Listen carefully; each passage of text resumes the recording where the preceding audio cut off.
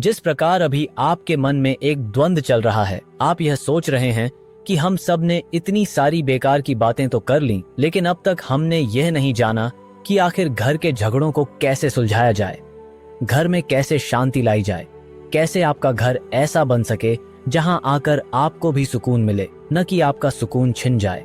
घर एक ऐसी जगह है जहां आकर आपको सुकून मिलता है, परंतु अधिकांश लोगों के घर आने के बाद उनका सुकून छिन जाता है और फिर ऐसे लोग अलग अलग राहों पर निकल पड़ते हैं, यानी वे गलत राह पकड़ लेते हैं, जैसे कि शराब पीना या फिर तरह तरह की गलत चीजों का इस्तेमाल करने लग जाते हैं। परंतु वे यह भूल जाते हैं कि इससे उनकी समस्या का कोई समाधान नहीं होने वाला, बल्कि आने वाले समय में उनके लिए एक और बड़ी समस्या खड़ी हो जाएगी। तो अब यहाँ सवाल ये है कि फिर हमें ऐसी स्थिति में क्या करना चाहिए, हमें घर में किस तरह से शांति लानी चाहिए, किस तरह से हमारे घर में सुकून आएगा। तो चलिए इसे एक बौद्ध कहानी के माध्यम से समझते हैं। बहुत समय पहले की बात है, एक शहर में एक युवक रहता था। उसका परिवार बहुत खुशहाल था और वह भी बहुत खुश रहता था। लेकिन कुछ सालों बाद ही उसके परिवार में झगड़े होने लगे, जिस वजह से वह बहुत परेशान रहने लगा। रोज के झगड़े देख देख कर वह बहुत चिंतित हो चुका था। वह तो घर में सुख और शांति चाहता था, पर ऐसा हो नहीं रहा था। इस वजह से उसे गुस्सा आने लगा था और वह गुस्से में कभी कभी अपना आपा भी खो बैठता था। देखते ही देखते उसके घर की यह समस्या लगातार बढ़ती जा रही थी। घर के सभी सदस्य आपस में लड़ते रहते, किसी की भी किसी से नहीं बनती थी। वह हर किसी को समझाने की कोशिश करता, लेकिन कोई भी उसकी एक न सुनता। एक दिन वह युवक इन्हीं सब बातों पर सोच रहा था। तभी उसके मन में ख्याल आया, मैंने तो सोचा था कि घर में सब लोग एक साथ रहेंगे, घर में सुख शांति रहेगी, हम लोग हंसते खेलते अपनी जिंदगी यूं ही बिता देंगे। लेकिन जिस सुख शांति की तलाश में मैंने यह सब किया, वह तो मुझे मिल ही नहीं रही। और देखते ही देखते मुझे भी गुस्सा आने लगा है, और अगर मैं भी इसी तरह गुस्सा करता रहूंगा तो फिर घर में सुख शांति कैसे आएगी। उसने अपनी गलती समझी और तरह तरह के उपाय करने शुरू किए। जो कोई भी उसे जो भी बताता वह सब कुछ करने लगा, टोने टोट के, और यहाँ तक कि उसने कई तरह के रीति रिवाज भी अपनाए। उसने वह सब कुछ किया जो उसे पता चला, परंतु उसका कोई भी फायदा नहीं हुआ। उसकी पत्नी भी उसके साथ हर दूसरे तीसरे दिन किसी न किसी बात को लेकर लड़ पड़ती थी। फिर चाहे बात कितनी भी छोटी क्यों न हो, वे हमेशा लड़ते झगड़ते रहते। वह अपनी पत्नी को समझाने की कोशिश करता। वह कहता, देखो, यह परिवार है और परिवार में सभी की अपनी अपनी सोच है, सभी का अपना नजरिया है। तुम छोटी छोटी बातों पर ध्यान मत दिया करो। अगर तुम उन पर ध्यान दोगी तो अपनी जिंदगी कभी नहीं जी पाओगी। हम सभी इसी तरह लड़ते झगड़ते रह जाएंगे और हमें कुछ भी हासिल नहीं होगा। इस पर उसकी पत्नी जवाब देती, आपको क्या लगता है कि मैं सबसे जाकर लड़ती हूँ? मैं किसी से कुछ नहीं कहती, लेकिन हर किसी को मेरे काम में कमियां ही नजर आती हैं। मुझे अकेला देखकर सभी कुछ न कुछ कहते ही रहते हैं, और जब मैं अपने मन की बात आपसे बताती हूँ तब आप भी मेरी नहीं सुनते। हाँ, मैं ही बुरी हूँ, तुम्हारे तो घर वाले बहुत अच्छे हैं। अपनी पत्नी के मुंह से यह सुनकर उस आदमी को फिर से गुस्सा आ गया। वह चाहकर भी उस समस्या का हल न कर सका, बल्कि वह छोटी सी बात आखिरकार बड़ी हो ही गई। इसी तरह परिवार के बाकी सदस्य भी आपस में लड़ते और झगड़ते रहते, जिसे देखकर वह बहुत चिंतित और परेशान हो चुका था। घर का माहौल कुछ ऐसा हो चुका था जैसे मानो कि वहां से कहीं दूर चले जाएं, कहीं दूर जहां शांति मिले, सुकून मिले। परिवार का हर सदस्य एक दूसरे का दुश्मन बन बैठा था, हर किसी से नफरत की जा रही थी। यह देखकर वह युवक समझ चुका था कि अब कुछ भी नहीं हो सकता, अब कुछ भी सुधारा नहीं जा सकता। इसलिए परेशान होकर वह अपने घर से बाहर निकल गया और अपनी जान देने के लिए एक ऊंची पहाड़ी पर जा पहुंचा। वह उस पहाड़ी पर खड़ा होकर कुछ सोच रहा था, तभी उसे एक आवाज सुनाई दी, बेटा वहां क्या कर रहे हो? उस आवाज को सुनकर वह युवक वहीं रुक गया। उसने पीछे मुड़कर देखा तो एक बौद्ध भिक्षु उसके पीछे खड़े थे। तब वह युवक उन बौद्ध भिक्षु से बोला, हे गुरुवर, आप कौन हैं? आपके चेहरे पर बड़ा तेज है। इस पर वह भिक्षु मुस्कुराए और बोले, बेटा मैं कौन हूं इस बात से कोई फर्क नहीं पड़ता, परंतु इस बात से जरूर फर्क पड़ता है कि तुम इतने दुखी क्यों हो और यहाँ क्या कर रहे हो। इस पर वह युवक बोला, हे गुरुवर, मैं बहुत परेशान हूँ। मेरे घर में सुख और शांति न जाने कहाँ चली गई है। घर में हमेशा झगड़े होते रहते हैं। घर के सभी सदस्य आपस में लड़ते रहते हैं। वे सभी एक दूसरे के दुश्मन बन बैठे हैं। मेरी पत्नी मेरी बात नहीं मानती। मैं उससे जो भी मना करता हूँ वह वही करती है। मैंने उन सभी को समझाने की बहुत कोशिश की, लेकिन वे सभी मेरी एक बात सुनने को तैयार नहीं हैं। और अब तो घर का माहौल ऐसा हो चुका है कि मेरा वहाँ एक पल भी मन नहीं लगता। इसलिए मैं घर नहीं जाना चाहता और मैं यहाँ आया हूँ, क्योंकि मुझे लगता है कि इसका केवल एक ही हल है, और वह है इस जिंदगी को खत्म कर देना। इस पर वह बौद्ध भिक्षु एक बार फिर मुस्कुराए और उस युवक से कहने लगे, भंते, यह तो हर घर की कहानी है। इसमें कोई नई बात नहीं। यह तो सांसारिक जीवन है जिसमें झगड़े होते ही रहते हैं। ऐसा कोई परिवार नहीं जिसमें झगड़े न हों। यह सब तो होना स्वाभाविक है, क्योंकि सांसारिक जीवन में किसी के पास इतनी समझ और इतना धैर्य नहीं है कि वह कोई भी बात बर्दाश्त कर सके। तो झगड़े तो अवश्य ही होंगे। इस पर वह आदमी उन गुरुवर से बोला, किंतु हे गुरुवर, यदि रोज रोज वही झगड़े होते रहें, रोज रोज क्लेश होता रहे, तो भला उस परिवार में रहने का मन कैसे करेगा? वहां कोई व्यक्ति कैसे जिंदा रह सकता है? इससे तो अच्छा होगा कि मैं मौत को ही गले लगा लूं। कम से कम उसके बाद मुझे शांति तो मिलेगी। इस पर बौद्ध भिक्षु ने कहा, भंते, तुम तो बड़ी जल्दी हार मान गए। क्या तुमने अपनी समस्या का समाधान करने की कोशिश की है? युवक ने जवाब दिया, हे गुरुवर, मैंने बहुत कोशिश की, अपने परिवार वालों को लाख समझाया, किंतु वे सभी मेरी बात मानने को तैयार ही नहीं। अब बताइए मैं क्या करूं? गुरुवर ने कहा, भंते, तुम्हारी समस्या का समाधान मैं तुम्हें दे सकता हूं, किंतु जैसा मैं तुम्हें कहूंगा, क्या तुम वैसा करने के लिए तैयार हो? युवक ने कहा, हे गुरुवर, आप जैसा कहेंगे मैं वह सब करने के लिए तैयार हूं। कृपया मुझे इसका समाधान बताएं। तब बौद्ध भिक्षु ने पास में पड़ी एक लकड़ी का टुकड़ा उठाया और उसे एक तरफ से जला दिया। उसके बाद उन्होंने उस आदमी के हाथ में एक दूसरा लकड़ी का टुकड़ा थमाया और कहा, इस लकड़ी के एक सिरे को जलाओ। आदमी ने उनकी बात मानी और लकड़ी के एक सिरे को जला दिया।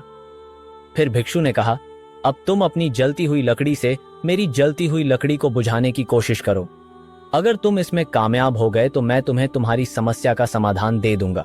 आदमी ने उनकी बात मानी और एक जलती हुई लकड़ी से दूसरी जलती हुई लकड़ी को बुझाने की कोशिश की, लेकिन वह उसे बुझा न सका। बल्कि जब दोनों लकड़ियां आपस में मिलीं तो वे और भी तेज जलने लगीं। फिर भी उसने हार नहीं मानी। वह लगातार उन्हें बुझाने की कोशिश करता रहा, लेकिन आग को बुझा न सका। देखते ही देखते दोनों लकड़ियां जलकर राख हो गईं। तब भिक्षु ने कहा, कोई बात नहीं, मैं तुम्हें दूसरा मौका देता हूं। उन्होंने एक और लकड़ी जलाई और दूसरी लकड़ी उस आदमी को दी। इसे मत जलाना, जब तुम्हारी लकड़ी जली नहीं होगी तो तुम मेरी जलती हुई लकड़ी को आसानी से बुझा सकते हो। आदमी ने फिर कोशिश की, लेकिन इस बार भी वह आग को नहीं बुझा सका, बल्कि जैसे ही सूखी लकड़ी आग वाली लकड़ी के संपर्क में आई, वह भी जलने लगी। अंत में दोनों लकड़ियां जलकर राख हो गईं। यह देखकर वह आदमी निराश हो गया। उसे समझ नहीं आ रहा था कि आग को कैसे बुझाए। वह समझ चुका था कि अब उसे समाधान नहीं मिलेगा। आंखों में आंसू लिए वह लकड़ी को देखता रह गया। भिक्षु मुस्कुराए और बोले, निराश मत हो, मैं तुम्हें तीसरा मौका देता हूं। उन्होंने एक और लकड़ी जलाई और कहा, अब तुम इस आग को बुझाने की कोशिश करो। इस बार तुम जैसे भी चाहो इसे बुझा सकते हो। यह सुनकर युवक खुश हुआ। वह भागकर पास के तालाब से पानी लाया और लकड़ी पर डाल दिया। देखते ही देखते आग बुझ गई। भिक्षु ने वह लकड़ी हाथों में ली, फिर जमीन पर रख दी और चुपचाप वहां से जाने लगे। युवक समझ नहीं पाया कि क्या हुआ। तब वह गुरुवर को आवाज देते हुए बोला, हे गुरुवर, आप कहां जा रहे हैं? आपने तो मुझे मेरी समस्या का समाधान दिया ही नहीं, युवक ने कहा। बौद्ध भिक्षु ने जवाब दिया, भंते, मैंने तुम्हें तुम्हारी समस्या का समाधान दे दिया है। क्या अभी तक तुम्हें वह नहीं मिला?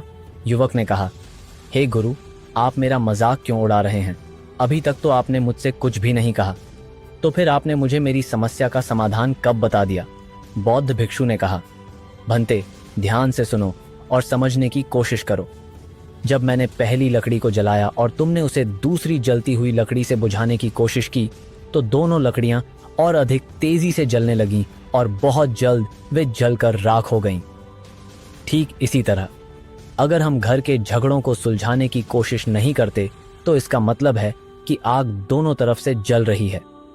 और जब तक यह आग दोनों तरफ से जलती रहेगी तब तक वह झगड़ा कभी खत्म नहीं होगा, बल्कि और तेजी से बढ़ता जाएगा। यह तब तक बढ़ता रहेगा जब तक कि झगड़ा करने वाले ही खत्म न हो जाएं। गुरुवर ने आगे कहा, भंते, दूसरी बार जब मेरी लकड़ी जल रही थी और तुमने अपनी लकड़ी से उसे बुझाने की कोशिश की, तब थोड़ी देर बाद ही तुम्हारी लकड़ी भी जलने लगी। हाँ, उसे जलने में थोड़ा ज्यादा वक्त लगा, लेकिन कुछ देर बाद वे दोनों भी जलकर पूरी तरह राख हो गईं। ठीक इसी तरह जब घर में झगड़े हो रहे हों और कोई दूसरा व्यक्ति शांत बैठा हो लेकिन उसके मन में ईंधन भरा हो, यानी उसे सामने वाले की बातें बुरी लग रही हों और वह जबरदस्ती अपने आप पर काबू रखे बैठा हो, तब ऐसा व्यक्ति जब किसी दूसरे झगड़ालू व्यक्ति के संपर्क में आता है तो वह भी जलने लगता है और दोनों ही मिलकर राख हो जाते हैं। भंते, तीसरी बार जब मेरी लकड़ी जल रही थी और तुमने उसे बुझाने के लिए पानी का इस्तेमाल किया जो उसके बिल्कुल विपरीत है, तो जलती हुई लकड़ी पानी के प्रभाव से शांत हो गई और बुझ गई। लेकिन क्या तुमने ध्यान दिया, अब वह पहले जैसी नहीं रही। उसका कुछ हिस्सा जल चुका है, परंतु अब भी वह पूरी तरह जलने से बच गई है। ठीक इसी तरह जब घर में झगड़े हो रहे हों तो उस घर में किसी एक को पानी की तरह होना चाहिए, बिल्कुल शांत और शीतल। जब पानी भी आग के प्रभाव में आता है तो उसे भी तकलीफ होती है, कष्ट होता है, तभी तो वह भाप बनकर उड़ने लगता है, लेकिन फिर भी वह आग को बुझा ही देता है। और वह लकड़ी जिसमें आग लगी हुई है कुछ समय के लिए गर्म रहती है, परंतु धीरे धीरे वह भी ठंडी हो जाती है। हमारे झगड़ों की असली वजह यही है कि हम एक दूसरे को समझे बिना केवल अपने आप को सही मानकर दूसरे का व्यवहार वैसा रखने की कोशिश करते हैं जैसा कि हम चाहते हैं। हम दूसरों पर नियंत्रण साधना चाहते हैं, लेकिन क्यों?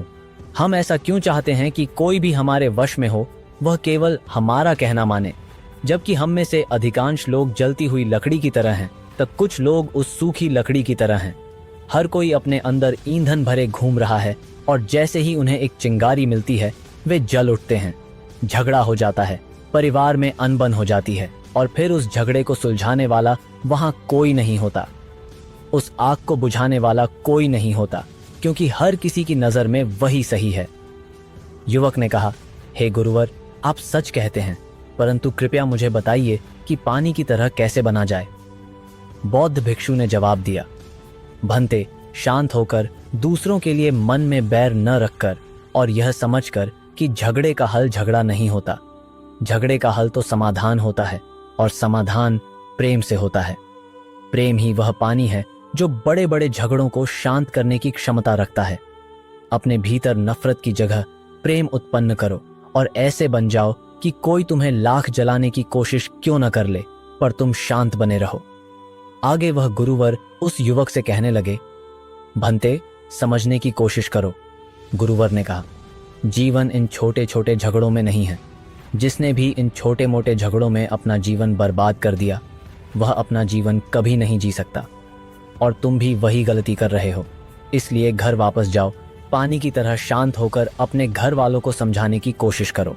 उन्हें अपने पास बुलाओ, क्योंकि वे ईंधन लिए घूम रहे हैं, इसलिए उनमें फिर से झगड़ा होने की संभावना है। परंतु अगर तुम शांत रहोगे तो तुम उन पर नियंत्रण भी साध सकोगे, यानी तुम उन्हें अलग अलग समझा सकते हो और समस्या की जड़ तक पहुंच सकते हो। और एक बार अगर तुम उसकी जड़ तक पहुंच गए तो तुम उसका समाधान भी जरूर खोज लोगे। ज्यादातर झगड़े इसलिए नहीं रुक पाते क्योंकि लोग झगड़े का समाधान झगड़े से करने की कोशिश करते हैं, और तुम भी यही कर रहे हो।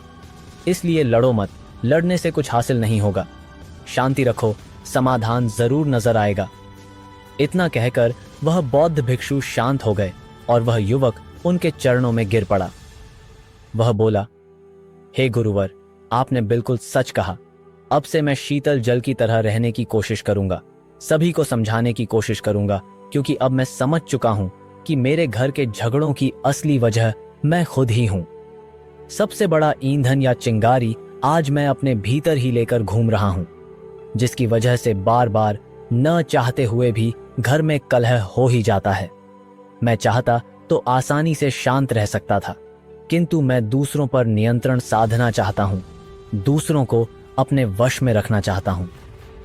मैं चाहता हूं कि लोग मेरी बात माने, मेरे परिवार का हर सदस्य मेरी हर बात का पालन करे। लेकिन अब मैं समझ चुका हूं कि यह सब मेरी वजह से ही हुआ है। किंतु अब से मैं आपसे वादा करता हूं कि मैं अपने आप को संभाल कर रखूंगा। मैं एक शीतल जल की तरह रहूंगा और अपने घर में कभी झगड़े नहीं होने दूंगा। इतना कहकर वह गुरु को प्रणाम करके वापस घर लौट आता है और सभी से अकेले में बात करता है और समस्या को सुलझाने का प्रयास करता है। दोस्तों, कहीं आप भी तो झगड़े को झगड़े से सुलझाने का प्रयास नहीं कर रहे? अगर हां, तो क्या उस झगड़े का समाधान निकल पाया या नहीं? इस कहानी से हमें यह सीख मिलती है कि जीवन में कभी भी किसी समस्या का समाधान उसी के समान प्रतिक्रिया से नहीं होता। जैसे आग को आग से नहीं बल्कि पानी से बुझाया जाता है, वैसे ही क्रोध को क्रोध से नहीं बल्कि शांति और प्रेम से शांत किया जा सकता है। हमें अपने परिवार में शांति लाने के लिए पहले खुद को शांत करना होगा।